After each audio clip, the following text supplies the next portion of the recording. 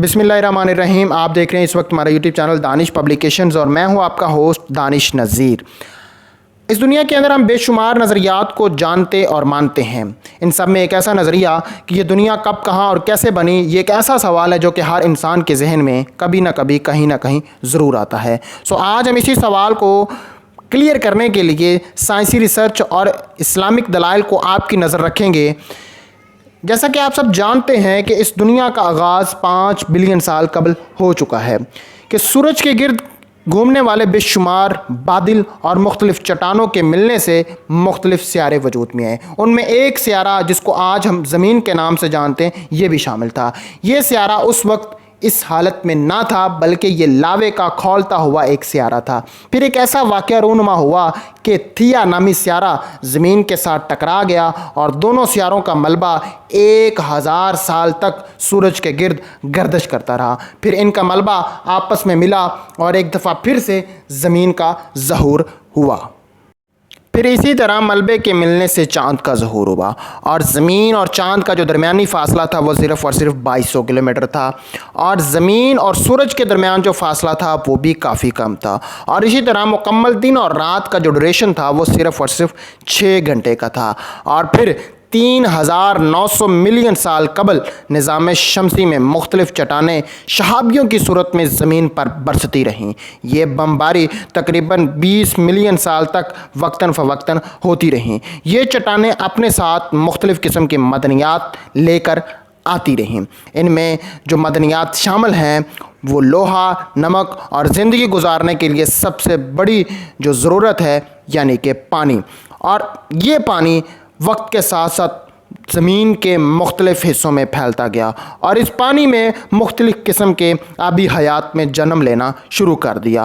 और ज़मीन के मुख्तलिफ़ गैसें जब आपस में मिलीं तो इनकी वजह से, इनकी ज़्यादती से ज़मीन के मुख्तलिफ़ जगहों पर बर्फ़ की तहें जम गईं और तकरीबन कई हज़ार साल बर्फ़ की तहों में ढके रहने के बाद ये ज़मीन दोबारा से एक दफ़ा पानी में तब्दील हो गई और फिर ऑक्सीजन और शमसी ताबखारी की सूरत में एक नई गैस वजूद में है जिसको आज हम ओज़ोन गैस के नाम से जानते हैं। 120 मिलियन साल तक ओज़ोन की तह में इजाफ़ा होता चला गया और सूरज से आने वाली मुख्तलिफ़ अल्ट्रावायलेट शुआओं से ये गैस ज़मीन को महफूज रखती है।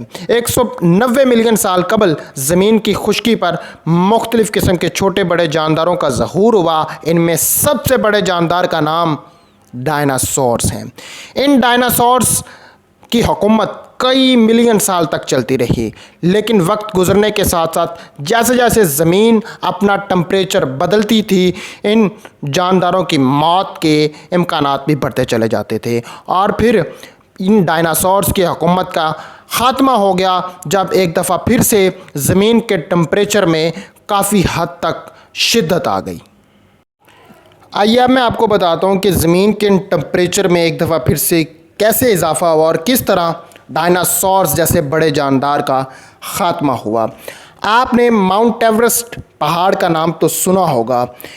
इस पहाड़ के मुकाबले के शहाब साकिब एक दफ़ा फिर से इस ज़मीन के साथ टकराए और इस शहाब साकिब के ज़मीन के साथ टकराने की वजह से हज़ारों फिट ऊंची सुनामियाँ पैदा हुई और इन सुनामियों की वजह से ज़मीन के मुख्तलिफ़ खित्तों में धमाके हुए और इन धमाकों की वजह से उठने वाला मलबा जो है वो ज़मीन की मुख्तलिफ़ जगहों पर जा पहुँचा और ज़मीन की मुख्तलिफ़ जगहों से लावा उगलने लगा और इस लावे की वजह से ज़मीन का टेम्परेचर बढ़ता चला गया और इस तरह डायनासोर्स की हुकूमत का ख़ात्मा हो गया। साइंस क्या कहती है कि इस दुनिया का आगाज़ कब, कहाँ और कैसे हुआ, अब मैं आपके सामने कुछ इस्लामिक दलाइल रखूँगा कि जिसको सुनने के बाद आप इस बात पे हत्ता मकान यकीन कर लेंगे कि बेशक अल्लाह की ज़ात हर चीज़ पर काबिज है।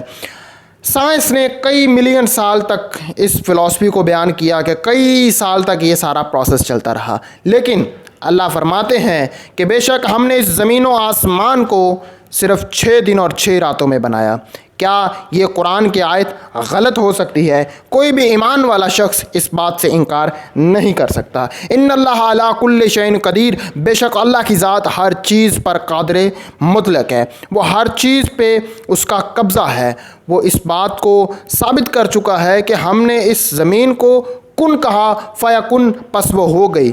آپ اس بات سے کیا سیکھتے ہیں اور کیا آپ کا موٹیو ہے؟ کیا آپ کے نزدیک سائنس صحیح ہے؟ کیا آپ کے نزدیک اللہ کا دین صحیح ہے؟ کیا آپ کے نزدیک سائنس ایک طرف ہے؟ کیا آپ کے نزدیک قرآن پاک کی آیات ہیں؟ میں یہ کہوں گا کہ ایک طرف 7 ارب آبادی اور ان 7 ارب آبادی میں میرے والدین، ان سب کی بات ایک طرف، اور ایک طرف میرے اللہ اور اس کے رسول کی بات، تو میں اپنے اللہ اور رسول کی بات کو ترجیح دوں گا۔ Thank you so much for watching this video.